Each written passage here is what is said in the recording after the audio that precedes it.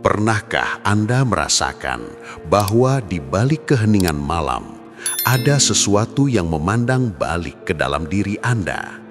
Bukan suara, bukan bayangan, melainkan sebuah kesadaran yang tua yang telah ada jauh sebelum nama Anda disebutkan di dunia ini.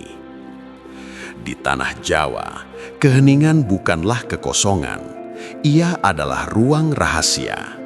Ruang di mana para leluhur tidak berbicara dengan kata, melainkan dengan getar batin. Disitulah ilmu Jawa kuno berakar, bukan sekadar kumpulan mantra, bukan pula sekadar ritual mistis yang diselimuti kabut dupa.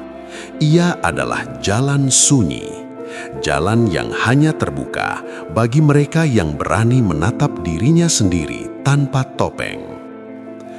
Mengungkap ilmu Jawa kuno di balik keheningan berarti menyelami samudra yang tidak terlihat oleh mata biasa. Di permukaannya, Anda mungkin hanya melihat tradisi, tirakat, topo, laku prihatin. Namun di kedalamannya tersembunyi peta kesadaran, peta tentang bagaimana manusia memahami diri, semesta, dan yang maha tak terucapkan. Mengapa para leluhur memilih diam sebagai gerbang pengetahuan?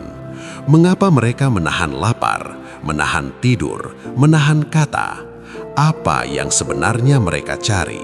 Dan yang lebih penting, apa yang bisa kita pelajari hari ini di tengah dunia yang bising, serba cepat, dan penuh distraksi? Dalam perjalanan ini, kita akan menelusuri akar filosofis ilmu Jawa kuno. Kita akan membedah makna keheningan sebagai metode transformasi batin. Kita akan memahami simbol, laku, dan rahasia di balik praktik yang sering disalahpahami sebagai sekadar mistisisme. Dan yang terpenting, kita akan melihat bagaimana kebijaksanaan ini dapat diterapkan dalam kehidupan modern tanpa kehilangan esensinya. Bersiaplah untuk memasuki ruang sunyi itu. Karena mungkin yang akan Anda temukan bukan sekadar pengetahuan lama, melainkan versi diri Anda yang selama ini tersembunyi di balik kebisingan dunia. Untuk memahami ilmu Jawa kuno, kita harus kembali ke masa ketika pengetahuan tidak ditulis untuk diperdebatkan, melainkan dijalani untuk dialami. Di tanah Jawa, kebijaksanaan tumbuh bukan hanya dari satu sumber, tetapi dari pertemuan berbagai arus besar peradaban. Tradisi animisme dan dinamisme leluhur berpadu dengan pengaruh Hindu-Buddha, lalu menyatu kembali dengan tasawuf Islam yang datang kemudian. Namun, yang menarik, inti ajarannya tetap sama: mengenal diri untuk mengenal Yang Maha Kuasa. Dalam naskah kuno seperti Serat Wedatama karya Mangkunegara IV, kita menemukan penekanan mendalam pada laku batin, pengendalian diri, dan kesadaran sejati. Di sana dijelaskan bahwa ilmu tertinggi bukanlah ilmu yang dipamerkan, melainkan yang menyatu dalam sikap hidup. Demikian pula dalam Serat Centini yang sering disebut Ensiklopedia Kebudayaan Jawa, praktek spiritual digambarkan sebagai perjalanan panjang menembus lapisan nafsu dan ego. Keheningan dalam konteks ini bukan sekedar diam secara fisik, ia adalah metode. Para leluhur memahami bahwa pikiran manusia bagaikan permukaan air. Selama ia beriak oleh keinginan, ketakutan, dan ambisi, bayangan kebenaran akan terdistorsi. Maka diciptakanlah laku tirakat, puasa mutih, topo bisu, semedi di tempat sunyi. Semua itu bukan untuk menyiksa tubuh, melainkan untuk menjernihkan cermin batin. Pengaruh tasawuf juga memberi warna kuat. Dalam ajaran para wali di Jawa, terutama yang dikaitkan dengan Sunan Kalijogo, pendekatan spiritual tidak bersifat konfrontatif, melainkan adaptif dan simbolik. keheningan menjadi ruang kontemplasi. Manusia diajak menyadari bahwa di dalam dirinya ada percikan ilahi. Konsep manunggaling kawulalan Gusti yang kemudian dipopulerkan oleh Syekh Siti Jenar menjadi wacana mendalam tentang persatuan kesadaran hamba dan Tuhan. Namun, penting untuk dipahami, ilmu Jawa kuno bukanlah pelarian dari dunia. Ia bukan anti kehidupan sosial, justru sebaliknya, ia mengajarkan keseimbangan, rukun dengan sesama, selaras dengan alam, dan waspada terhadap diri sendiri. Dalam filosofi Jawa, harmoni bukan hasil kebetulan, melainkan hasil pengendalian batin yang konsisten. Disinilah keheningan menjadi fondasi, karena hanya dalam diam manusia dapat mendengar bisikan terdalamnya. Hanya dalam sunyi ia dapat membedakan antara suara ego dan suara nurani. Dan dari situlah lahir kebijaksanaan yang tidak mudah goyah oleh perubahan zaman. Jika Anda siap, kita akan masuk ke inti ajaran dan membedah konsep dasarnya secara lebih mendalam. Untuk benar-benar mengungkap ilmu Jawa kuno di balik keheningan, kita harus memahami satu prinsip utama.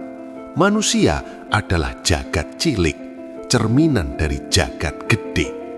Alam semesta yang luas itu bukan sesuatu yang terpisah dari diri kita. Ia hidup dalam napas, dalam detak jantung, dalam gelombang pikiran yang terus bergerak. Keheningan menjadi pintu karena di sanalah hubungan antara jagat cilik dan jagat gede mulai terasa. Bayangkan sebuah cermin yang tertutup debu tebal. Debu itu adalah hawa nafsu, amarah, ambisi, ketakutan, dan keinginan untuk selalu diakui. Selama debu itu melekat, cermin tidak mampu memantulkan cahaya dengan jernih. Tirakat dan laku batin adalah proses membersihkan cermin tersebut. Dalam tradisi Jawa ada konsep sepi ing pamrih, rame ing gawe. Secara lahiriah, seseorang tetap aktif bekerja, tetap menjalani kehidupan sosial, namun batinnya tidak dikuasai pamrih, tidak terikat pada hasil. Ini bukan sikap pasif, justru ini adalah bentuk penguasaan diri tertinggi. Ketika tindakan tidak lagi didorong oleh ego, maka energi batin tidak tercecer, ia terkumpul dan menguat. Keheningan di sini bukan berarti menjauh selamanya dari dunia. Ia adalah latihan untuk memisahkan diri dari kebisinan batin. Kebisingan batin jauh lebih berbahaya daripada kebisingan luar. Dunia boleh ramai, tetapi jika batin sunyi, seseorang tetap teguh. Sebaliknya, dunia boleh sunyi, tetapi jika batin gaduh, ia tetap terseret arus. Ilmu Jawa kuno juga mengenal lapisan kesadaran dalam diri manusia. Ada rasa, ada cipta, ada karsa. Rasa adalah kepekaan terdalam, kemampuan menangkap getaran halus kehidupan. Cipta adalah pikiran, kemampuan merangkai makna. Karsa adalah kehendak, dorongan untuk bertindak. Dalam kondisi biasa, ketiganya sering tidak selaras. Pikiran ingin sesuatu, kehendak mengejar yang lain, sementara rasa terabaikan. Melalui keheningan, ketiganya disatukan. Saat seseorang duduk dalam semedi, bukan hanya tubuhnya yang diam, ia sedang mengamati aliran pikirannya tanpa terlibat. Ia menyadari dorongan emosinya tanpa langsung bereaksi. Proses ini perlahan memisahkan antara diri sejati dan lapisan ego. Disinilah muncul pemahaman tentang sedulur papat limo pancer. 4 unsur diri yang mengelilingi pusat kesadaran. Amarah, aluwamah, supiyah, mutmainnah. Dalam bahasa sederhana, dorongan agresif, dorongan materi, dorongan hasrat, dan dorongan ketenangan. Pancer adalah pusatnya, kesadaran murni. Jika pancer lemah, 4 unsur itu saling berebut kendali. Hidup menjadi tarik-menarik tanpa arah. Keheningan menguatkan pancer. Dengan mengamati tanpa menghakimi, dengan menahan reaksi impulsif, seseorang mulai menyadari bahwa ia bukan amarahnya, ia bukan ketamakannya, ia bukan ketakutannya, ia adalah kesadaran yang menyaksikan semuanya. Seperti langit yang tetap luas, meski awan datang dan pergi, diri sejati tetap utuh meski emosi dan pikiran silih berganti. Namun, untuk menyadari hal ini dibutuhkan keberanian, karena dalam keheningan kita tidak hanya bertemu cahaya, kita juga bertemu bayangan diri sendiri. Jika pada bagian sebelumnya kita memahami keheningan sebagai proses menjernihkan cermin batin dan menguatkan pancer, moko kini kita melangkah luwih jarem. Keheningan dalam ilmu Jawa kuno bukan hanya alat pengendalian diri, ia adalah gerbang transformasi identitas.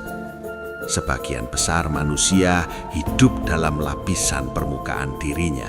Ia mengira dirinya adalah nama, status, pekerjaan, atau peran sosial. Namun, dalam laku batin Jawa, semua itu dianggap sebagai sandangan, pakaian kesadaran. Pakaian bisa dilepas, tetapi siapa yang mengenakannya, itulah inti yang sesungguhnya ingin ditemukan. Disinilah muncul paradoks. Untuk menemukan diri sejati, seseorang justru harus berani kehilangan gambaran tentang dirinya.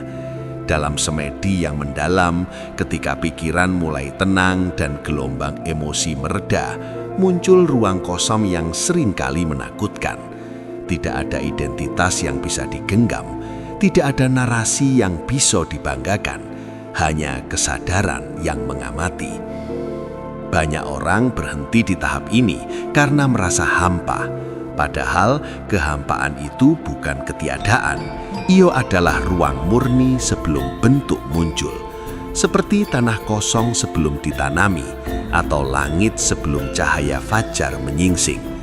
Dalam tradisi Jawa, kekosongan ini bukan kehampaan nihilistik, melainkan suwung yang hidup. Suwung adalah ruang potensial, tempat kehendak ilahi dapat terpantul tanpa distorsi ego. Namun, ada sisi lain yang jarang dibahas. Keheningan bukan hanya menghadirkan kedamaian, tetapi juga membesarkan apa yang tersembunyi. Jika seseorang menyimpan kemarahan yang lama terpendam, keheningan bisa membuatnya terasa lebih jelas. Jika ada luka batin yang belum sembuh, ia akan muncul ke permukaan. Inilah mengapa laku sunyi sering terasa berat. Ia seperti menyalakan lampu di ruangan gelap. Segala sesuatu menjadi terlihat. Disinilah dibutuhkan bimbingan batin yang kuat. Dalam tradisi lama, seseorang tidak sembarang menjalani tirakat ekstrim tanpa kesiapan mental. Ada tahapan, ada guru, ada pengawasan. Karena tanpa fondasi etika dan niat yang lurus, keheningan bisa berubah menjadi ruang ilusi. Ego bisa menyamar sebagai wahyu, imajinasi bisa dianggap sebagai pencerahan. Ilmu Jawa kuno sangat menekankan keselarasan antara pengalaman batin dan laku lahir. Jika seseorang merasa semakin tinggi secara spiritual, tetapi semakin kasar dalam sikap, itu pertanda ia tersesat. Ukuran keberhasilan bukanlah pengalaman mistis, melainkan keluhuran budi. Semakin dalam seseorang menyelami keheningan, seharusnya semakin lembut ucapannya, semakin sabar tindakannya, semakin ringan hatinya. Pada titik terdalam, keheningan membawa manusia pada kesadaran bahwa ia bukan pusat segalanya. Ia bagian dari tatanan yang jauh lebih luas, seperti ombak yang sadar bahwa ia adalah lautan, bukan entitas terpisah. Kesadaran ini melahirkan kerendahan hati, dan dari kerendahan hati lahir kekuatan yang tidak agresif namun tak tergoyahkan. Moko keheningan bukan pelarian, ia adalah peleburan, bukan penghilangan diri, melainkan penyempurnaan diri. Ia mengikis yang palsu agar yang sejati dapat berdiri tanpa topeng. Jika Anda siap, kita akan masuk ke bagian bagaimana ajaran ini bisa diterapkan secara praktis dalam kehidupan modern. Sekarang pertanyaannya menjadi sangat nyata. Bagaimana menghidupkan ilmu Jawa kuno di balik keheningan ini di tengah dunia modern yang penuh notifikasi, tekanan sosial, dan tuntutan tanpa henti? Pertama, pahami bahwa keheningan tidak selalu membutuhkan gunung atau gua. Ia membutuhkan niat dan disiplin. Anda bisa memulainya dari ruang kecil di rumah. 15 menit setiap hari tanpa ponsel, tanpa distraksi, tanpa percakapan. Duduk tegak, atur napas perlahan, biarkan pikiran bergerak tanpa dilawan, tetapi juga tanpa diikuti. Tugas Anda hanya menyaksikan. Latihan ini terlihat sederhana, tetapi disitulah tantangannya. Pada menit-menit awal, Anda akan merasakan gelisah, pikiran melompat ke masa lalu dan masa depan, tubuh terasa tidak nyaman. Inilah kebisingan batin yang selama ini tertutup oleh aktivitas luar. Jangan melawannya. Dalam filosofi Jawa, perlawanan justru menguatkan gejolak. Kesadaran yang tenang akan membuatnya mereda dengan sendirinya. Kedua, praktekkan sepi ing pamrih rame ing gawe dalam kehidupan sehari-hari. Saat bekerja, lakukan dengan sepenuh hati, tetapi lepaskan obsesi terhadap pengakuan. Saat membantu orang lain, lakukan tanpa menghitung balasan. Ini bukan tentang menjadi lemah, ini tentang mengumpulkan kembali energi batin yang selama ini tercecer karena terlalu banyak berharap. Ketiga, latih pengendalian reaksi. Ketika seseorang memancing emosi Anda, jangan langsung merespons. Ambil jeda, tarik napas dalam, sadari sensasi di tubuh. Dalam jeda itulah pancer diperkuat. Anda sedang memindahkan kendali dari dorongan instinktif menuju kesadaran jernih. Lama-kelamaan, Anda akan merasakan bahwa tidak semua hal layak menguras energi. Keempat, lakukan laku prihatin dalam bentuk yang relevan dan sehat. Tidak harus ekstrim. Bisa dengan mengurangi konsumsi berlebihan, mengendalikan pola makan, mengatur waktu tidur, mengurangi kata-kata yang tidak perlu. Setiap bentuk pengendalian diri adalah latihan memperkuat pusat kesadaran. Namun ingat, jangan terjebak pada formalitas ritual. Esensi ilmu Jawa kuno bukan pada simbol luar, melainkan transformasi batin. Jika Anda merasa lebih sabar, lebih tenang, lebih jernih dalam mengambil keputusan, itu tondo bahwa keheningan mulai berakar. Akan ada masa di mana Anda merasa stagnan, merasa tidak ada perkembangan. Ini wajar. Perubahan batin sering terjadi secara halus, seperti air yang mengikis batu. Hasilnya tidak langsung terlihat, tetapi pasti membentuk sesuatu yang kokoh. Yang terpenting adalah konsistensi. Lebih baik latihan singkat tetapi rutin daripada intens namun sesekali. Keheningan bukan pengalaman sesaat, melainkan kebiasaan kesadaran. Jika Anda siap, kita akan menutup perjalanan ini dengan sebuah refleksi yang merangkum keseluruhan makna ilmu Jawa kuno di balik keheningan. Kita telah menelusuri jejak ilmu Jawa kuno dari akar sejarahnya, menyelami lapisan filosofinya, hingga membedah makna keheningan sebagai jalan transformasi batin. Kita melihat bahwa keheningan bukan sekadar diam tanpa suara. Ia adalah ruang penyucian, ruang pertemuan antara jagat cilik lan jagat gede. Ruang di mana manusia belajar membedakan antara ego yang berteriak dan nurani yang berbisik. Kita memahami bahwa tirakat bukan tentang menyiksa diri, melainkan tentang menjernihkan cermin kesadaran. Bahwa suwung bukan kehampaan yang menakutkan, melainkan ladang subur tempat kebijaksanaan tumbuh. Bahwa penguasaan diri bukan pengekangan yang kaku, melainkan kebebasan dari dorongan yang membutakan. Dan yang paling penting, kita menyadari bahwa kebijaksanaan ini tidak terkunci di masa lalu. Ia tidak usang, ia tidak kalah oleh teknologi atau zaman. Justru di tengah dunia yang semakin bising, keheningan menjadi semakin berharga. Di tengah arus informasi yang tak pernah berhenti, kemampuan untuk diam dan menyaksikan menjadi kekuatan yang langka. Sekarang pertanyaannya kembali kepada Anda. Apakah Anda berani duduk bersama diri sendiri tanpa distraksi? Apakah Anda siap melihat bayangan sekaligus cahaya yang ada di dalam batin?